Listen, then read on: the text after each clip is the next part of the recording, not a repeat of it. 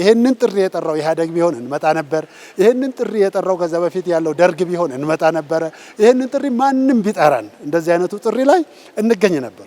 እኔ እንግዲህ ለሚቀጥለው ትውልድ በጣም እድለኞች ናችሁ ነው የምለው። ኢትዮጵያ ነገ ምኖራት ተስፋን ሳስብ በሐሴት እሞላለሁ።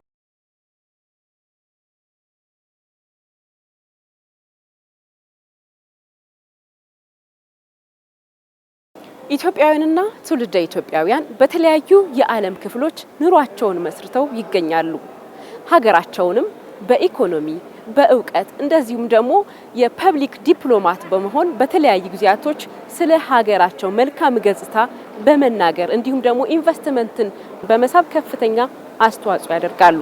እነዚህ ኢትዮጵያውያንና ትውልደ ኢትዮጵያውያን ሀሳባቸውን እንዲያቀርቡ የምክክር ኮሚሽን ኃላፊዎችና የስራ ባልደረቦች ባሉበት ሀገር በመሄድ በማነጋገር አጀንዳቸው እንዲሰበሰብ ተደርጓል። ከዚህ ባሻገር ደግሞ እነዚህ ኢትዮጵያውያንና ትውልደ ኢትዮጵያውያን ቀጥታ በመምጣት 4000 ተሳታፊዎች ባሉበት የምክክር ሂደት ውስጥ አጀንዳዎች ላይ ያላቸውን አቋም እያንጸባረቁ ይገኛሉ። ዛሬ በዚህ የወቅታዊ ፕሮግራማችን የነዚህ ዲያስፖራዎች ተስፋ ምልከታ እንዳስሳለን። አብራችሁ ቆዩ።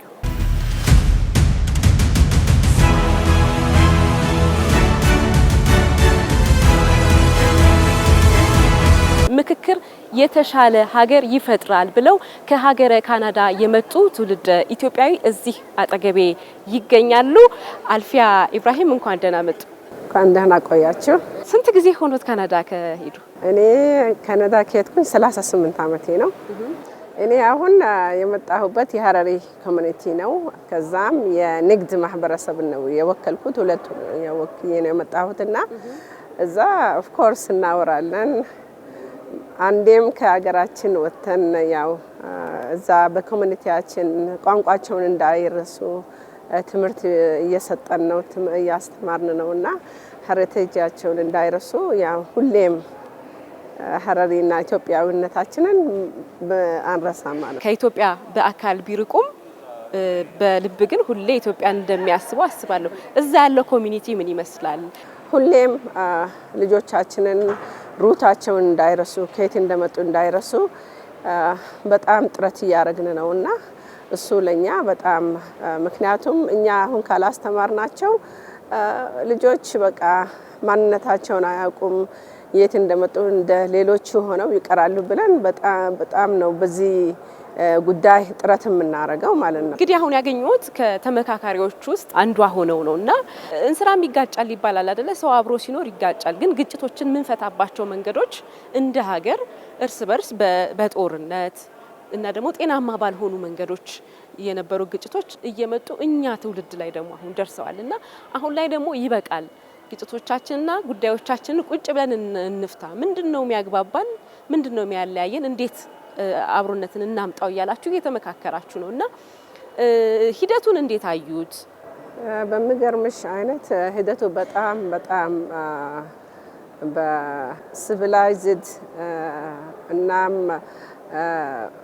ማለት በሰለጠነ መንገድ ሰውም እርስ በራሳችን የተለያየ ሰዎች ሆነን ከተለያየ ቦታ መተንም ነገሩን ሁሉም እንደኔ የኔ ችግር ነው ብሎ ሁሉም ችግሩን ሲያወራ ሁላችንም አዳምጠን ለዛ ነገር ብቸኝነት ሳይሆን አንድ ላይ በጋራ የምንፈታበት መድረክ ነውና የሚገርምሽ ነገር ከሆነ 4000 ሰው ከዛ 4000 ወደ 10 50 ከዛ 50 ወደ 10 ከ10 ወደ 250 ከዛ 500 ይሄንን ያለውን በየጋራ ያለውን በየአካባቢ የተፈጠረውን ችግር የሃይማኖት የሁሉንም ነገር ችግር አንድ ላይ ተመካክረን በአንድ ጠረጴዛ ተቀምጠን የማንታወቅ ሼክ ሂጃብ ያለው የሌለው ሁሉም በቃ አንድ ላይ ተካቶ ተቀምጠን እንደጋራ ችግር ተወያይተን ነው ነገሩን የምንፈታው። እየተመካከርን አሁን ይሄ ደረጃ ላይ ደርሰናል ማለት ነው። መጀመሪያ ላይ እንደው የመጀመሪያ ቀን እንግዲህ 4000 ሆናችሁ ስትገቡ የነበረው ስሜት ከዛ በኋላ በሂደት የነበረው ስሜት እንዴት አገኙት? መቼም ይለያያል፣ ፍርሃትም ይኖራል። ከዚህ ሁሉ ሰው ጋር ተነጋግሬ እንዴት ነው ምግባባው? እንዴት ነው ሀሳብ የሚደመጠው? እድልስ ይሰጠኛል የሚለው ስጋት ይኖራል መቼም እና ይሄንን ሁሉ ሂደት እንዴት አለፋችሁ? እውነትሽ ነው። ስንመጣ እኔ አዳራሹ 4000 ሰው ሲሆን እንዴት አሰባስበው ማን ነው የምሰማው? እንዴት ነው ይሄ የሚሆነው ብዬ ስል ከዛ ፕሮግራሙን ከዛ በ8 አጀንዳ 8 በ500 አከፋፈሉን። ከዛም ተመልሰን ወደ 50 ከዛ 200 ከዛ 250 ከዛ 50 ከዛ 10 ሰው ሆነን ነው ይሄንን በ10 ግሩፕ የ50ዎቹ በ10 ተከፋፍለው ያኔ ነው ዲስከሽኑ። 10 ሰው ሲሆን ማኔጀብል ነው። በደንብ ተነጋግረን ምን ብለን ሁሉም በየግሩፑ 10 ያዋጣውን ሐሳብ ከዛ ወደ ላይ ወሰድነውና ሂደቱ በጣም ቆንጆ ነበር። አሁን ምን አይነት ተስፋ አሉት? ሁሉም ደስ ብሎት አንድ ላይ ተቃቅፈን እንድንለይ ነው እኔ ምኞቴ ማለት ነው። እንደዛም ነው ሆነ። ምክንያቱም የማንንም ነው ያልተጣለው፣ ሁሉንም ነው ያካተተውና የሱ ሐሳብ አይወሰድም ብሎ የተጣለ የለም። ሁሉም ተካተዋልና ከዚህ በፊት በኢትዮጵያ እንደዚህ አይነት መድረክ ስላልነበረ አሁን አዲሳችን ነው። ግን በአዲስነቱ የተሰራውና እንዴት ፕሮግራሙ እንደተካተተ ሁሉም ነገር እኔ በበኩሌ አስገረመኝ። ከውጪም ሆነ እዚህም ሁላችንም ያላችን አንድ ኢትዮጵያ ናትና በደንብ ተመካክረን ምን ብለን በጉልበት ሳይሆን በምክክር ችግራችንን ብንፈታ ደስ ይለኛል።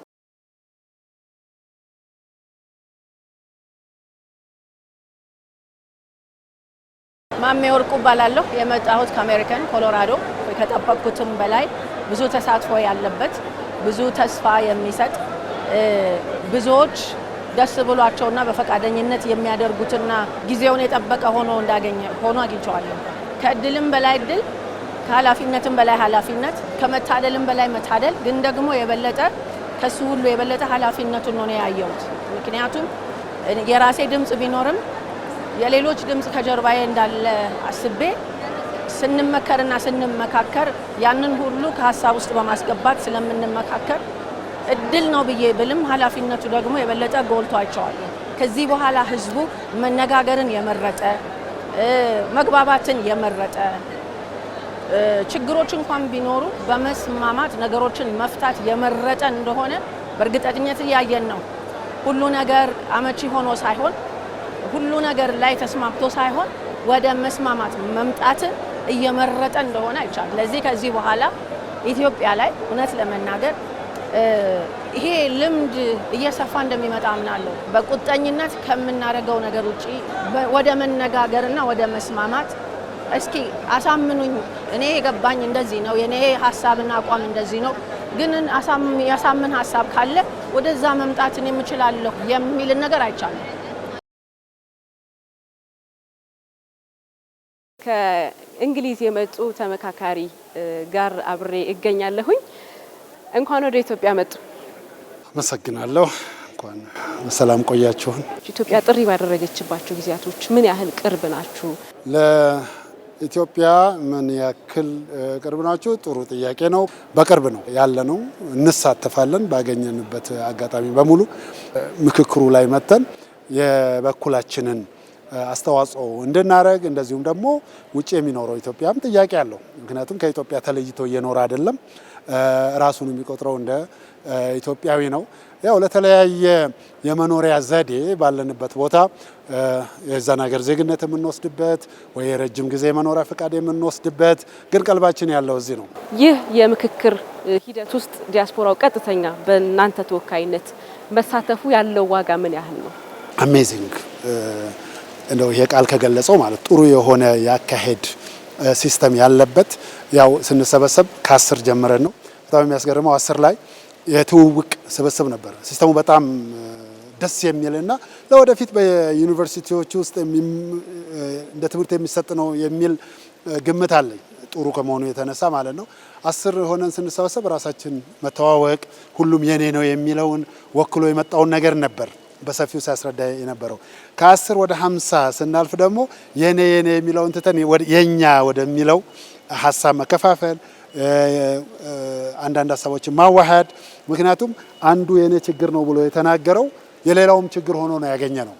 ከ50 ደግሞ ወደ 250 ስንመጣ ከኔና ከኛ ደግሞ ሰፋ ብሎ ኢትዮጵያ ወደሚለው ራዕይ መጣን።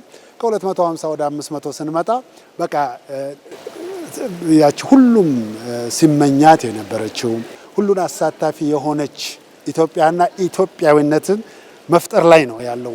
የዚህ ሁሉ ተሰብሳቢ በሁሉ ጉዳይ ላይ ስንሰበሰብ ሁሉም ይዞት የመጣው ቁስሌ የሚለው ችግሬ የሚለው ነገር አለ። ግን በጣም የሚገርመው ችግራችን በሙሉ ይመሳሰላል እና በብዙ ነገር ላይ እየተግባባን ነው የመጣ ነው። አንዱ ያራራቀን ነገር ምክክር ባለመኖሩ ነው። ዛሬ ቁጭ ብለን ተቀራርበን ስንመካከር ቀልባችን በጣም የተቀራረበ ነው።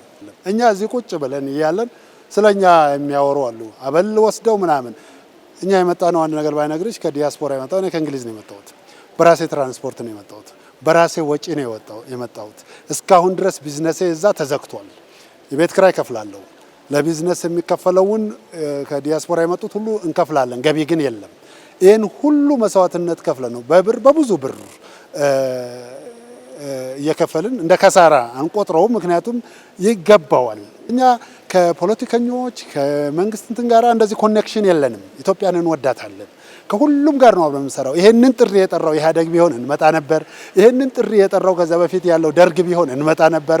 ይሄንን ጥሪ ማንም ቢጠራን እንደዚህ አይነቱ ጥሪ ላይ እንገኝ ነበር። ለኢትዮጵያ መልካም በሆነ ነገር በሙሉ እንሳተፋለንና ይሄ ትልቅ እድል ነው። አቀራራቢ ነው። አንድ ሁልጊዜ የማነሳው ይሄ የምክክር ኮሚሽን በሚኒስትር ደረጃ ይቀጥል የሚል ነው ሀሳብ ያለኝ።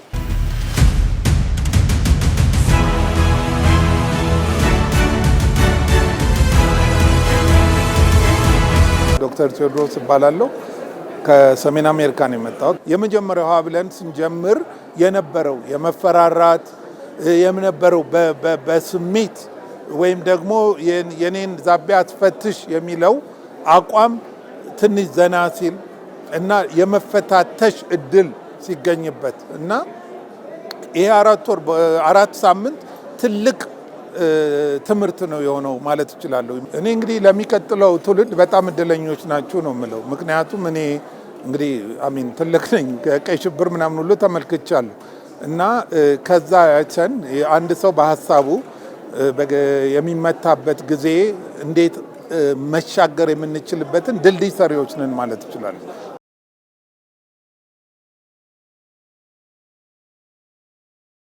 አገር የሰዎች ክምችት ነው። አንድ ግለሰብ ለሀገር የሚያበረክተው አስተዋጽኦ አለ። እኔ በግለሰብ ደረጃ ስለ ሀገር የሚመለከተኝን ነገር ኮንትሪቢዩት ካደረግኩ አንድ ነገር አደረግኩ ማለት ነው። መተቸት ቀላል ነገር ነው። ነገር ግን ውስጡ ገብተሽ ተሳትፈሽ ልትለውጭ የምትችው ነገር በራስሽ አቅም ልትለውጭ የምትችው ነገር መለወጥ ይህ ይመስለኛል። የሀገር ግንባታም የምንለው ይሄ ነው። እያንዳንዳችን ካሰብንበት ሁላችንም የራሳችንን ትንሽ ጠጠር ከወረወር ሀገር ሁሉ ነገር ሰላም ትሆናለች፣ ታድጋለች፣ ብዙ ነገር ልናይ እንችላለን ብዬ አስባለሁ። ዲያስፖራ አሁን በዚህ ምክክር ጉባኤ ላይ እያሳየው ያለው ተሳትፎ ትላንትና የነበረውም በእኩልነት የፈለገ ችግር እንኳን ቢኖር የፈለገ አይነት ነገር እንኳን ቢያጋጥመን ያንን ውጠን ችለን ለአገራችን ለትውልድ የሚተላለፈውን ሰላም ለልጆቻችን የነጻችና የጸዳች አገር ሰላማዊ ሆነች በልማት በተለያዩ ነገሮች በሰላም የተዋበችን አገር ለልጆቻችን ለትውልድ ለማሳለፍ ስለሆነ በጣም ደስተኞች ሆነን ነው እየተሳተፍንበት ያለው።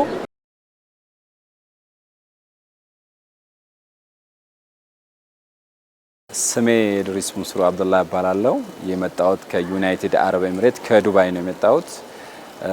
የኢትዮጵያ በዱባይና ሰሜን ኤሚሬቶች 6 ስቴቶች ኢትዮጵያን ኮሚኒቲ የስራ አመራር ቦርድ ቼርማን ነኝ። ማህበረሰቡን እዛ ያሉትን ዩኤ ያሉትን ኢትዮጵያን በመወከል ነው የመጣሁት። እዚህ ምክክሩ ላይ እንዴት ተገኘ?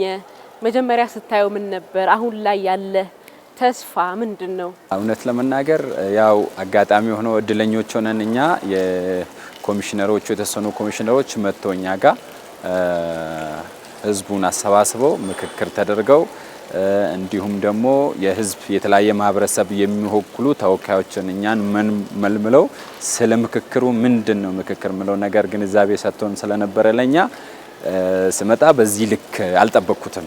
ማለት በጣም ሎንግ ፕሮሰስ ነው።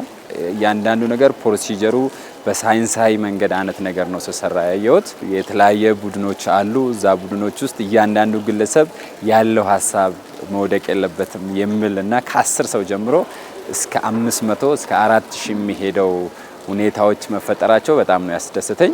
እስካሁን ባለው ሁኔታ በጣም ደስተኞች ነን። የምመጣው አውትካምም እንግዲህ ጅማሬው ሲያምር መጨረሻውም ያምራል። እስካሁን የመጣ ነው ክርክሮች አሉ። በጣም እንግዲህ ቀላል ነገር አይደለም። ሁሉም አንደኛ በግል እንዲሁም የማህበረሰብ ወክሎ የመጡ ነገሮች ጫፍ ያዙ አሉ። ክርክሮች፣ ፍሪክሽኖች ነበሩ። እነዛ ነገሮች ግን ምክክር አንዱ የተፈለገበት ለዛም አላማ ነው ብዬ አስባለሁ። እነዛ ሀሳቦችም ጠቃሚ ናቸው። ግን በመተማመን ብዙ ሀሳቦች ወደ መስማማት ኦልሞስት መባል ደረጃ አብዛኛው ሀሳቦች ወደ መተማመን ደርሰናል። የተወሰነ ስቴፕ መጨረሻ ላይ ይቀራል። ጥሩ ተስፋና ለሀገር ያለን ክብርና ምኞት እንዲሁም ደግሞ ኢትዮጵያ ነገ ምኖራት ተስፋን ሳስብ በሐሴት ይሞላለውና በጣም ደስ ይላል ያለው ነገር።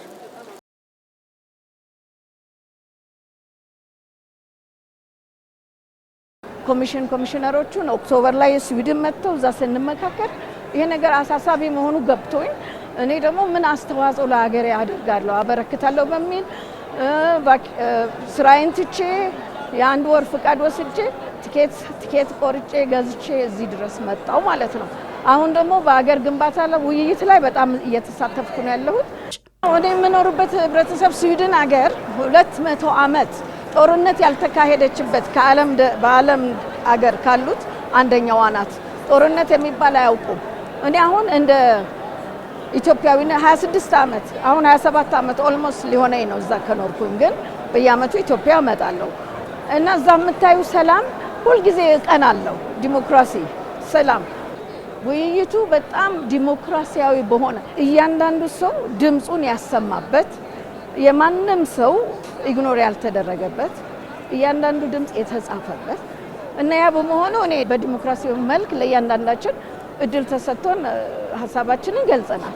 4000 ህዝብ ከየክፍለ ሀገራቱ ኢቭን ዲያስፖራ ከ70 በላይ ነን ዲያስፖራ የመጣ ነው እና ይሄን ሁሉ እውቀት ሁሉም ያፈሰሰበት ኤክስፐርቶች ይሄ ሁሉ ያለ ለውጥ ይመጣል ብዬ በጣም በምኞት 100% ኦልሞስት ተስፋ አለኝ።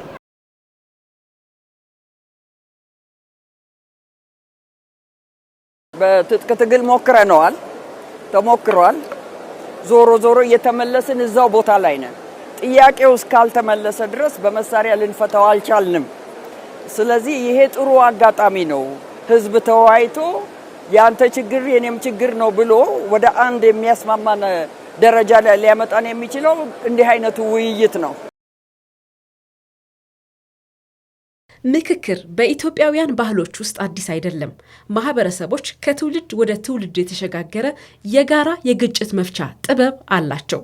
ነገር ግን እንደ ሀገር ልዩነቶችን በውይይት ከመፍታት ይልቅ ጠመንጃን መልስ በማድረግ መጠቀም ትልቅ ዋጋ አስከፍሏል።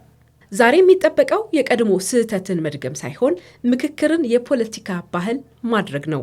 ልዩነትን እንደ ጠላት መፍራት ሳይሆን ልክ እንደ አንድ እውነታ በማየት በውይይት ዘላቂ መፍትሄ መፈለግ የተሻለው አማራጭ ነው።